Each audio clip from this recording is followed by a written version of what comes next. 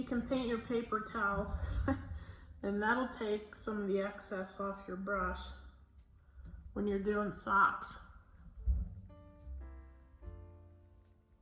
What I did with this hoof, since this is a lighter hoof, I went ahead and airbrushed this hoof to be a lighter color, and then I came back in with some colored pencils to add some depth and detail.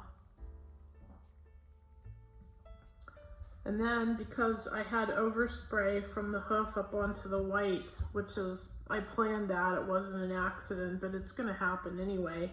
You can use that to your advantage because as you paint the tiny hair detail, can you see that? You know, that little bit of hair that comes down over the coronary band. And you can just come in with this is a, let's see, a number 2 filbert. And what I like to do is wet it, touch my brush into my paint, and then come over here and wipe most of it back off again. But what that does is it flattens my filbert out and gives me a really nice thin edge. And that way I can paint this tiny hair detail. And you need the darker undertones from the overspray so that you have something to paint the white over. And then that gives the hair detail.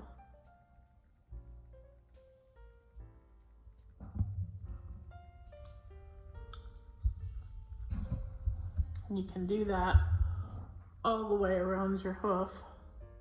I've already started on this side, but it does need a second coat.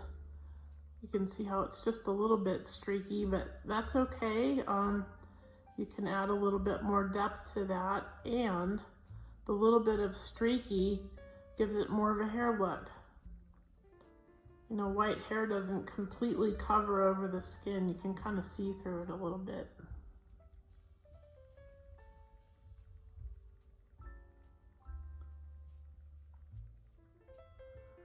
Don't forget to paint the backs. Oops, kind of went out of the picture there. Don't forget to paint the backs too.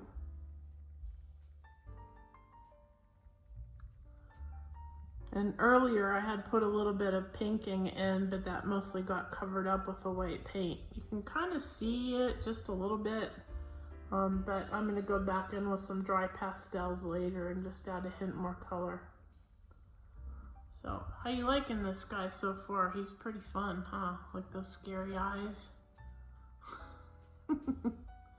Scary eyes. Okay, back to work. I just wanted to give you a little tip for the day. Have fun.